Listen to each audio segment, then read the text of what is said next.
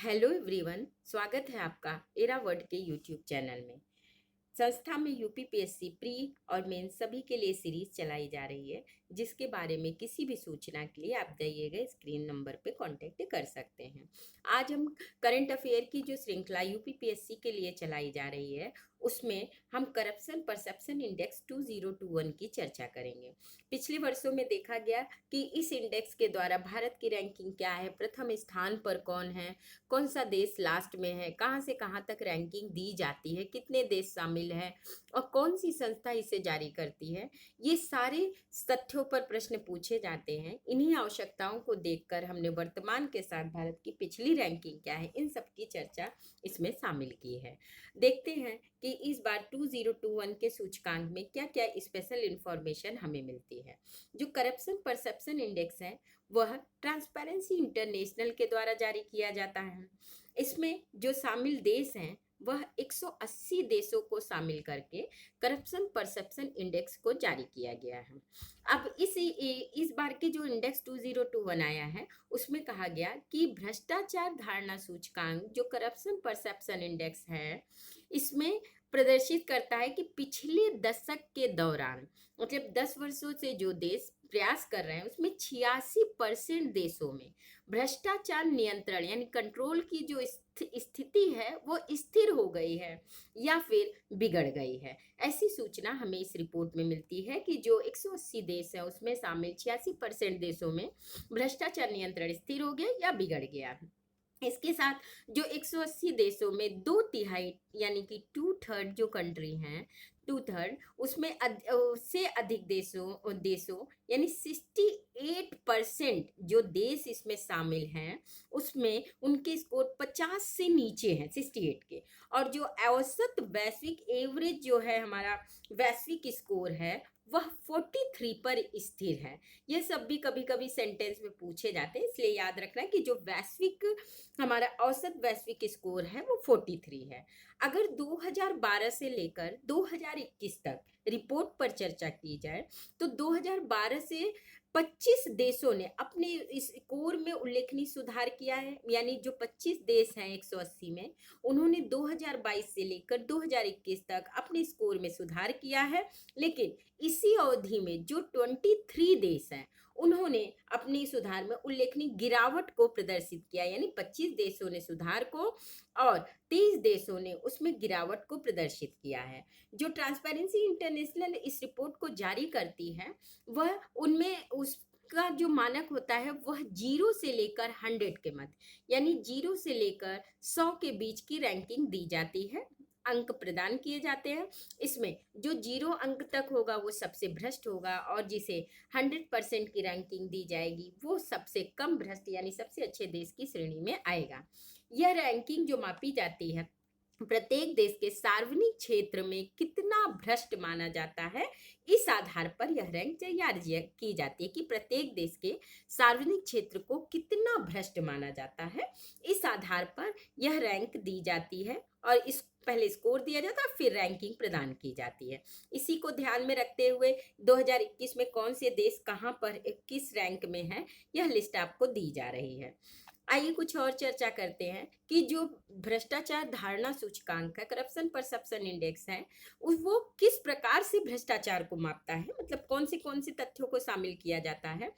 तो इसमें जो शामिल तत्व है, सबसे पहले रिश्वत, कितनी ब्राइबरी ली गई है इसको शामिल किया जाता है। फिर सार्वजनिक धन का विचलन विचलन डाइवर्जन, मतलब कितना डाइवर्जन हुआ, मतलब जिस लक्ष्य के लिए आया था उससे कितना उसमें भटकाव किसी अन्य क्षेत्र में कितना देखा गया। फिर परिणाम भुगतने के बिना निजी लाभ के लिए अपने सार्वजनिक कार्यालय का उपयोग करने वाले अधिकारी कि अपने प्राइवेट हित में प्राइवेट गेन के लिए जो सार्वजनिक संसाधनों का उपयोग है वो किस स्तर तक है। और उसके बाद सार्वजनिक क्षेत्र में भ्रष्टाचार को रोकने के लिए सरकारी क्षमता, यानी सरकार की जो क्षमता है, सरकार के जो प्रयास है वो किस हद तक चल रहे हैं, इसे भी मापा जाता है। फिर सार्वजनिक क्षेत्र में अत्यधिक लाल फीताशाही जिससे भ्रष्टाचार के अवसर बढ़ सकते हैं वह किस स्तर पर है, इस पर भी रैंक दी जाती है। सिविल सेवा में भाई भतीजावाद की जो नियुक्तियां होती हैं वो किस स्तर पे है, इससे भी भ्रष्टाचार को मापते हैं। यह सुनिश्चित करने वाले कानून कि सार्वजनिक अधिकारियों को अपने वित्त और संभावित हितों के टकराव का खुलासा करना चाहिए। ये किस स्थिति में इसका नापन होगा? घूसखोरी और भ्रष्टाचार के मामलों की रिपोर्ट करने वाले लोगों के लिए कानूनी सुरक्षा किस स्तर पे है, ये भी रिपोर्ट में शामिल किया जाता है। फिर संकीर्ण निहित स्वार्थों द्वारा राज्य पर कब्जा, अर्थात स्टेट जो है किस प्रकार से अपने हित के लिए संकीर्ण निहित स्वार्थ के द्वारा राज्य पर जो कब्जा किया जाता है उसे भी शामिल किया गया है।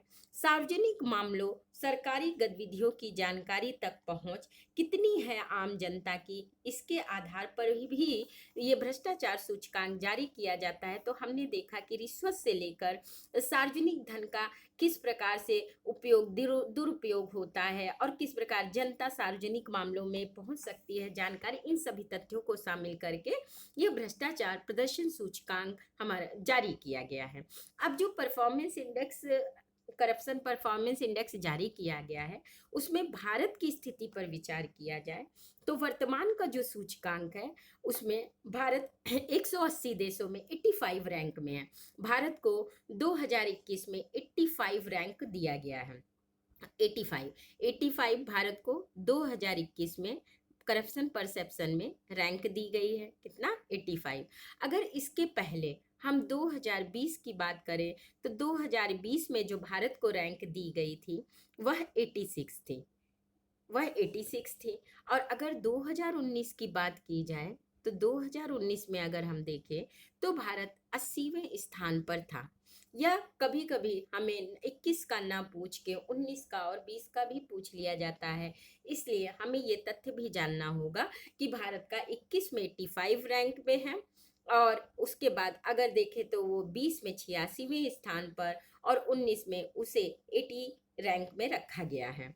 अब जो भारत की ट्रांसपेरेंसी इंटरनेशनल ने भारत का सीपीआई स्कोर जो है वह 40 का है, मतलब जो उसको स्कोरिंग की गई है। अब ये भी प्रचलन है कि रैंक न पूछ के स्कोर पूछ लिया जाता है, तो जो सीपीआई में भारत को 2021 में रैंक दी गई है उसमें उसे 40 स्कोर प्रदान किया गया है, 40। अब भारत के साथ उसके पड़ोसी देशों को देखा जाए तो भूटान को छोड़कर भारत के सभी पड़ोसी देश उससे नीचे हैं। कौन? भूटान ही है जो भारत से ऊपर है। पाकिस्तान सूचकांक में 16 पायदान की गिरावट के साथ 140वें स्थान पे है, सेंटेंस के रूप में पूछा जा सकता है। पिछले एक दशक में देश का जो स्कोर है वो अपरिवर्तित रहा। कुछ तन की भारत की स्थिति हमने देखा कि जहाँ पर 86 था 85 है, तो हम देखते हैं कि इसके क्या कारण थे। तो पिछले एक दशक में देश का जो स्कोर है वो अपरिवर्तित लगभग स्थिर रहा, और कुछ तंत्र जो भ्रष्टाचार पर शासन करने में मदद कर सकते हैं कमजोर हो रहे हैं, और देश की लोकतांत्रिक स्थिति के बारे में चिंता व्यक्त की गई है, क्योंकि मौलिक स्वतंत्रता और संस्थागत जांच और संतुलन क्षय हो गया है। यह सब बातें हमें लिस्ट में पता लगती हैं। अगर इस साल के शीर्ष देशों की बात की जाए कि कौन सा देश शीर्ष स्थान पर है, तो इस बार सामूहिक रूप से हमने देखते हैं कि 88 अंकों के साथ, सामूहिक रूप से 88 अंकों के साथ 3 देशों को शीर्ष रैंक प्रदान किया गया है। वो शीर्ष रैंक प्राप्त करने वाले देश कौन कौन से हैं? तो वो डेनमार्क, फिनलैंड और न्यूजीलैंड। डेनमार्क, फिनलैंड और न्यूजीलैंड को इस बार 88 अंकों के साथ सामूहिक रूप से शीर्ष स्थान दिया गया है। उसके बाद देखते हैं कि कौन सी रैंकिंग में सबसे नीचे हैं। तो जो इस बार की रैंकिंग है, रैंकिंग में 3 देश शीर्ष पे है संयुक्त रूप से, हमने जाना। उसके बाद जो अंतिम में देशों को देखा जाए तो 180 देशों में जो लास्ट रैंक 180 प्रदान की गई वह सीरिया, लास्ट रैंक तो दक्षिणी सूडान को दिया गया है जिसे 11 अंक दिए गए हैं, और उससे यानी कि 179 पे जो रैंक है वो सीरिया और सोमालिया दोनों को संयुक्त रूप से प्रदान किया गया है, जिन्हें 13 स्कोर दिया गया है। तो सबसे अंतिम में दक्षिणी सूडान है और उससे नहीं। ऊपर अगर चलते तो सीरिया और सोमालिया को संयुक्त रूप से स्थान दिया गया है। सशस्त्र संघर्ष या सत्तावाद का सामना करने वाले कुछ ऐसे भी देश हैं जो इस समय संघर्ष में व्याप्त हैं और सत्तावाद का सामना कर रहे हैं। उसमें जो देश निम्न स्थिति पे हैं उनकी स्थिति देखें तो वेनेजुएला को मात्र 14 अंक दिया गया है, स्कोर दिया गया, अफगानिस्तान को 16, उत्तर कोरिया को 16, यमन को 16 और इक्वेटोरियल गिनी को 17, लीबिया को 17, तुर्कमेनिस्तान को 19 और सहित सबसे कम स्कोर अर्जित किया है। अर्थात यह जो देश है इन्होंने इसको इस लिस्ट में करप्शन परसेप्शन इंडेक्स में सबसे कम स्कोर प्राप्त किया है। तो इस प्रकार हम देखते हैं कि भ्रष्टाचार सूचकांक में सभी देशों की कौन हाईएस्ट है, कौन लोवेस्ट है और किन्हें किन्हें क्या स्थान मिला है। यह जो रैंकिंग दी गई है कौन सा देश किस रैंक में है, आप लिस्ट के माध्यम से देख सकते हैं और यहाँ पे मैप भी दिया गया है कि कौन सा देश कौन कितना आगे है। जैसा कि देखिए कि साउथ सूडान सबसे नीचे है और सोमालिया और सीरिया को सेम स्कोर के साथ अंत में रखा गया है। और स्टार्ट में हम देख सकते हैं कि डेनमार्क और फिनलैंड और न्यूजीलैंड सभी 88 स्कोरों के साथ शीर्ष स्थान पे हैं। नेक्स्ट क्लास में हम किसी अन्य करंट के विशेष टॉपिक के साथ मिलेंगे। तब तक के लिए धन्यवाद।